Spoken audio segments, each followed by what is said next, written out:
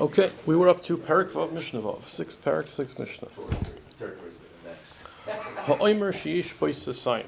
If you have a very big bundle that's two-seah, the significance of two-seah would be that's the amount that's too heavy for a person to, or too bulky really, for a person to carry by himself.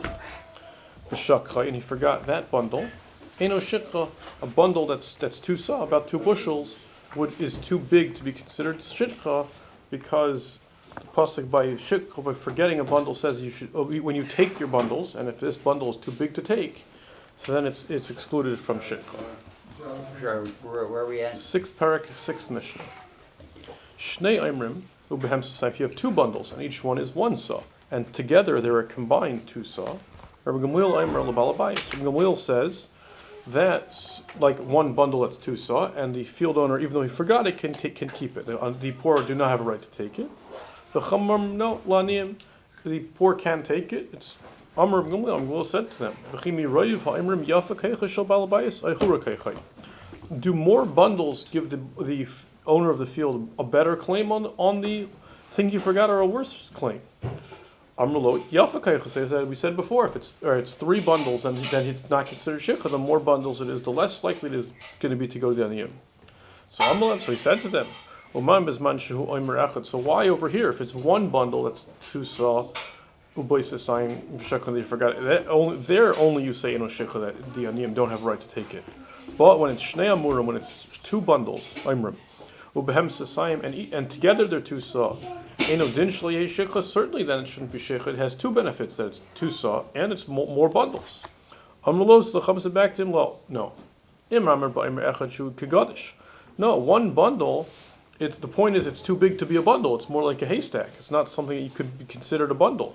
As opposed to 2 bundles, they're just wrapped up, they're bundles. They're not they're not too big to be considered bundles, so it's not really so in fact here, even in general, the more bundles they are, the more likely it would be that the balabais could keep it. Here it's going to go the other way, and the more bundles they are, the smaller they are, and the more carryable they are, and then they would be shikcha.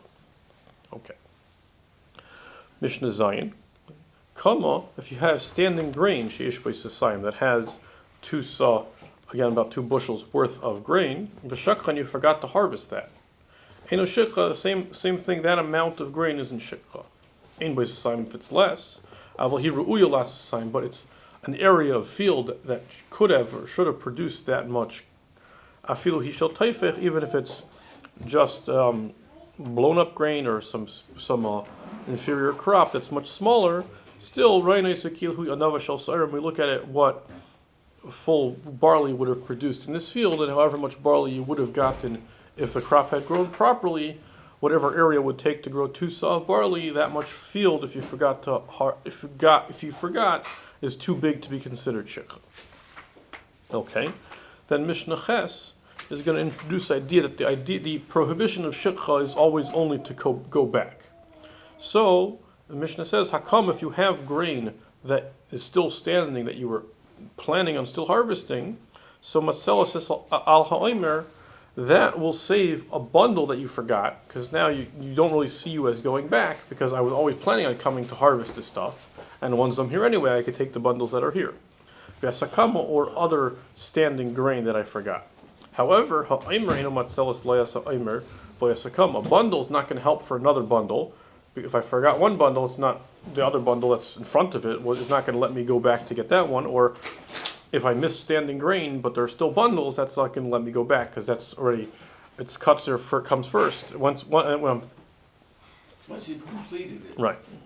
Ezi kama. So what's shimat cells? How much standing grain do you need that you're going back to get it that would save it? That's the bundle. Kol she'eno shikha, any amount that you didn't forget that you were planning on coming back, afilu kelach echad, even if you had literally 1 stalk of grain left and you hadn't, and your plan was, I'm going to get that later, that you're going to be able to go back to get that stalk, and once you're going back for that stalk, you could take anything else that happens to be there.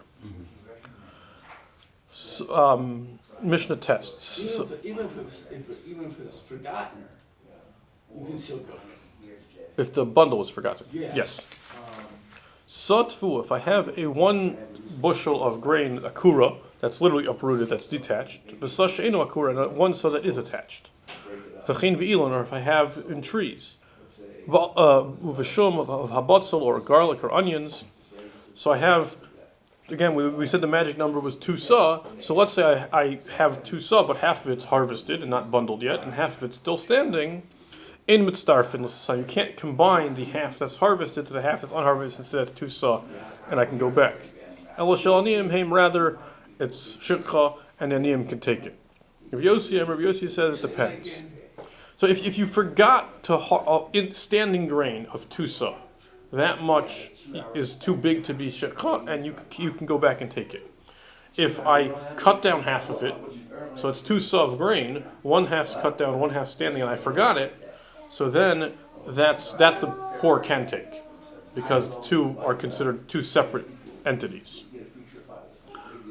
Rabbi Yossi Omer, it depends. If the poor have stuff in the middle, so if you cut down the grain in one spot and you harvested the grain in the middle, and there's some leket, there's some little pieces that dropped in, and then there's more standing grain.